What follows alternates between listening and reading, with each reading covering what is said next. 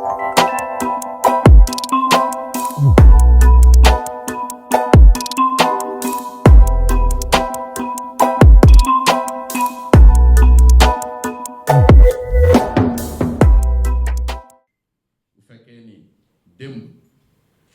nañ ci dialogue politique bi ñu reporter élection yi yóbbu ko 1er décembre yóbbu ko plus tard 22 mars parce que doon waxtaan pour maanaam auditer fichier bi ak évaluation bi te ñu jublu ci ba d'accord ci ñu am temps bu bare pour def ko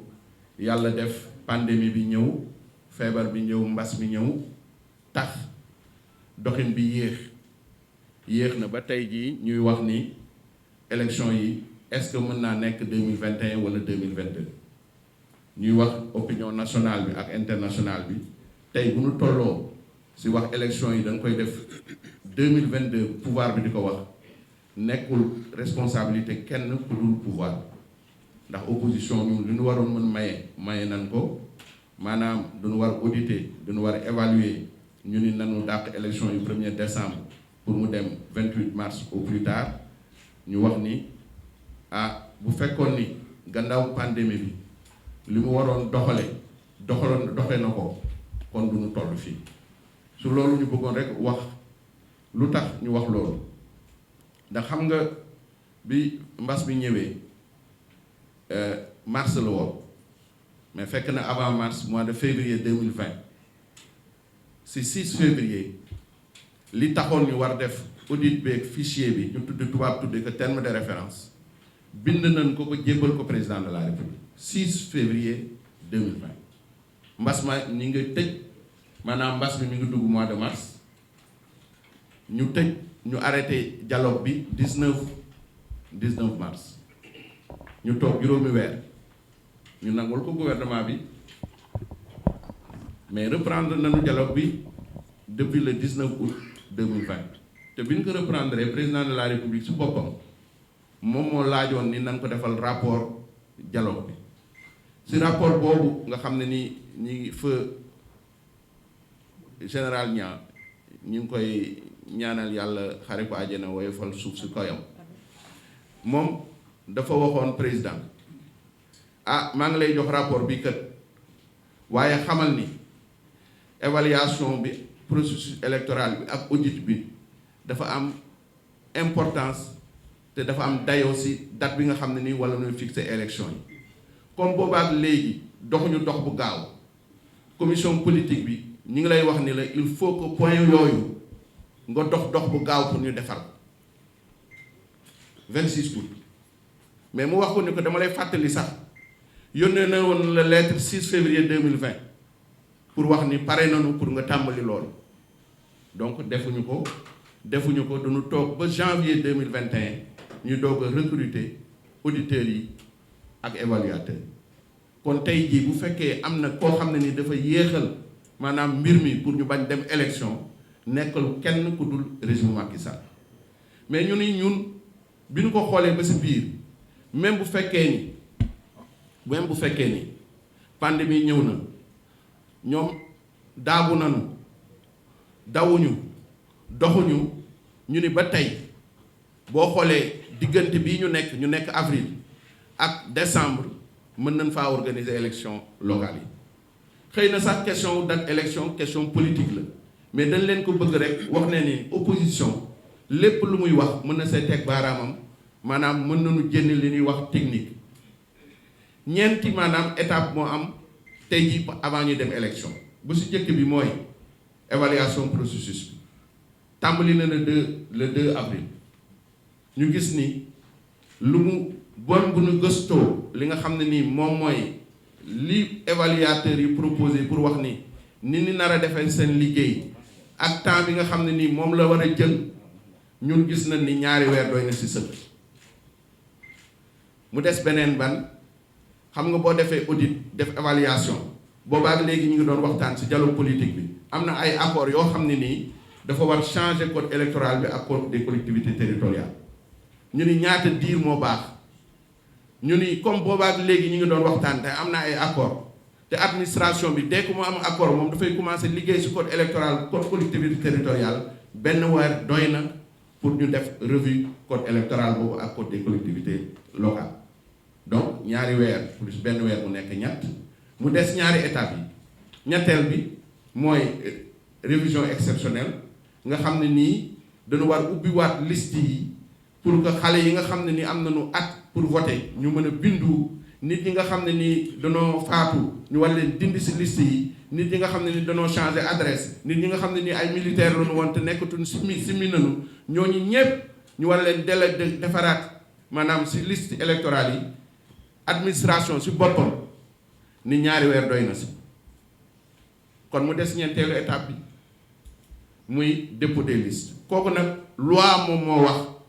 ni diggante 80 ba 85 jours kon kay bu amee ñaari weer am benn weer muy ñetti weer am ñaari weer muy juróomi weer ñeenteelu étape yi même boo jëlee ñetti weer mu nekk juróom-ñetti weer tey jii juróom-ñetti weer buñ ko dee def buñ fekkee ni moom moo war pour ñu dem élection dafa doy sëkk pour ñu mën def élection yi décembre 2021 loolu nag gis nañ ni tey jii société civile non alignée ñépp d'accord nañu ak opposition wax ko ay yoon sukkandiku ci ay li nga xam ne ni moom la ñu dund démb ak bërki démb ci wàllu élection ci Sénégal pour wane ni effectivement élection yi mën nañ ko def décembre 2021 pouvoir bi rek moo bañ 2022 te ñun comprendre ñu jënnewul benn argument technique pour wane lu tax mënuñoo def élection yi 2021 loolu nag ñun duñ ci d'accord ndax kat élection yi dañ ko dàqaat ko muy ñetti yoon tey jii 2021 gouvernement bi voté na loi voté na maanaam xaalis bi ñu war a defee élection 2021 techniquement mën na nekk kon koy lu ko tere ndax dañu bañ ñu jóg ci 2021 di dugg 2022 mu amate encore lay ak pexe pour wax ni élection législative dañ koy toxal wala leneen dañu wax ni affaire élection locale daal moo taxoon ñu dàqaat parce que audit ak évaluation nanu yam ci 2021 pour organiser élection locale yi te bàyyi yeneen élection yi législative élection présidentielle ñu respecter calendrier électoral ñun nag xool nañ ko xoolaat ko administration dellu na wax ñaar fukki fan yu mu ci yokk mais ñun dañ ne ñaar fukki fan yooyu même bu ko ci yokkee ci ñetteel bi nga xam ne ni mooy revue du maanaam révision exceptionnelle ba tey dafay nekk juróom-ñetti weer ak fukki fan ak juróom ndax xam nga fële dañu waxoon ni bu mujj bi ñetti weer mais dañ ni 80 à 85 jours donc mën nañ fa am juróomi fan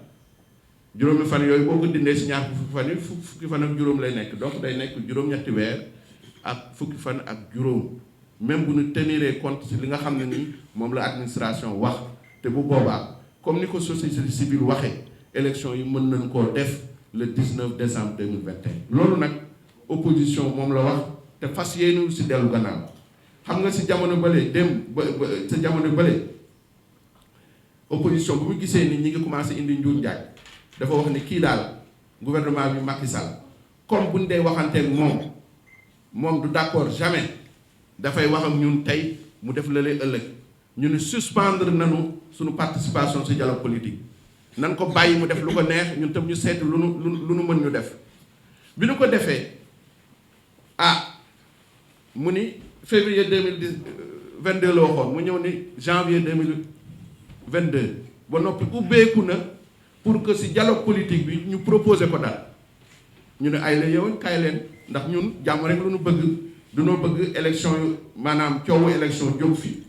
ñu fixé datu élection yi suñu réew nekk ci jàmm nekk ci liggéey ñu organiser élection yi 2021 ku mën a gañe ku lu foo mën a gañe nga gañe fa gis na ni nag moom ba mu ubbeekoo ay ndawam ya nga xam ne nii ñoo nekk ci dialogue politique bi nekkuñu ci tànk yooyu ñu ngi continuer duñu wax ni élection yi janvier 2022 loolu nag dañu bëggoon xamal opinion nationale opinion internationale que opposition bi yëpp front de résistance M2D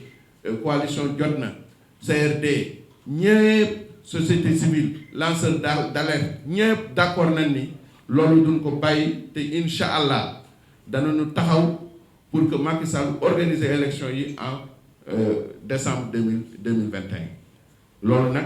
loolu doon tënk loolu nu tënk si tubaab di wax ni loolu ma wax léegi muy unité de l'opposition front bi nee na def nañ ci ay jéego yu rëy a rëy te si ay fan yu néew daanu àggale yéene boobu taxawal benn mécanisme bu nga xam ne ni cadre d'unité d'action de l'opposition la nga xam ne ni moom sax moom mooy porter ce combat là pour si biir Ndakaaru si biir Sénégal si bitim réew pour que effectivement le régime de Macky Sall mën a organiser élection yi 2021 ñu jàll si leneen donc si tënk loolu laa bëggoon def président xaw ma nag ndax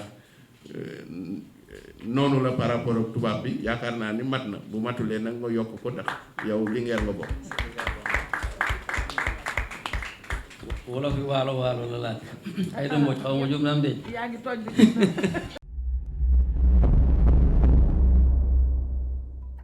chetttt mais yow sawaay yow fu ñu la fekk yaa ngi ci kanamu ordinateur bi wala sa kanamu tablette ba sa téléphone portable lu xew mais damay lire ay information